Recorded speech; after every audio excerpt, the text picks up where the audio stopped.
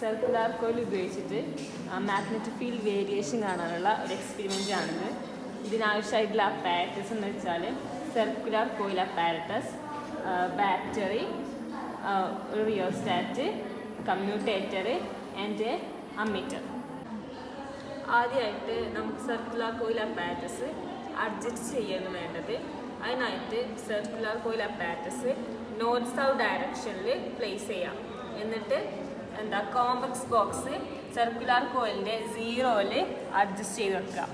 എന്നിട്ട് circular coil പ്ലെയിനിന് parallel ആയിക്കാണ്ട് കോംപ്ലക്സ് ബോക്സ് 90-90ൽ അഡ്ജസ്റ്റ് ചെയ്ത് വെക്കുക. പിന്നീട് സർക്കുലാർ കോയിൽ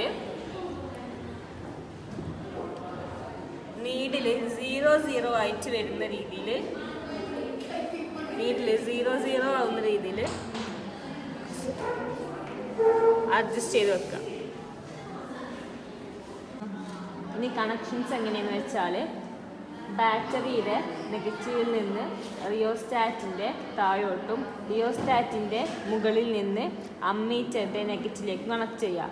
പിന്നീട് അമ്മീറ്ററിൻ്റെ പോസിറ്റീവിൽ നിന്ന് കമ്മ്യൂട്ടറിൻ്റെ ഒരു ടെർമിനലിലേക്കും ഇതിൻ്റെ നേരെ ഓപ്പോസിറ്റുള്ള ഒരു ടെർമിനലിൽ നിന്ന് ബാറ്ററിയുടെ പോസിറ്റീവിലേക്ക് കണക്ട് ചെയ്യുക.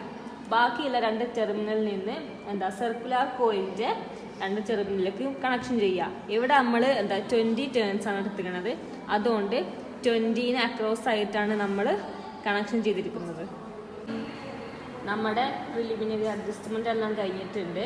ഈ സർക്യൂട്ട് ഓൺ ചെയ്ത് കണ്ട് റിയോസ്റ്റാറ്റ് അഡ്ജസ്റ്റ് ചെയ്താണ്ട് ഡിഫ്ലക്ഷൻ സർക്കുലാർ കോയിൽ 60-60 വരുന്ന പോലെ ആക്കുക. എന്നിട്ട് 2 പ്രാവശ്യം റീഡിങ് എടുക്കുക. പിന്നീട് കറൻറ്റ് റിവേഴ്സ് ചെയ്തുകൊണ്ട് പിന്നെയും 2 പ്രാവശ്യം റീഡിങ് എടുക്കാം. റിയോസ്റ്റാറ്റ് ഇനി കോൺസ്റ്റൻ്റ് ആയിരിക്കണം. കോംപ്ലക്സ് ബോക്സ് 2 വശത്തേക്കും ഡിസ്റ്റൻസ് ചേഞ്ച് ചെയ്തുകൊണ്ട് ഈ എക്സ്പെരിമെൻറ്റ് ഇതുപോലെ ഇനി റിപ്പീറ്റ് ചെയ്യാം. ഇതാണ് നമ്മുടെ ടാബുലാർ കോളം. അതിൽ നമ്മൾ ഫസ്റ്റ് കോമ്പസ് ബോക്സ് 0ൽ വെച്ചിട്ട് 2 റീഡിങ് എടുക്കുക.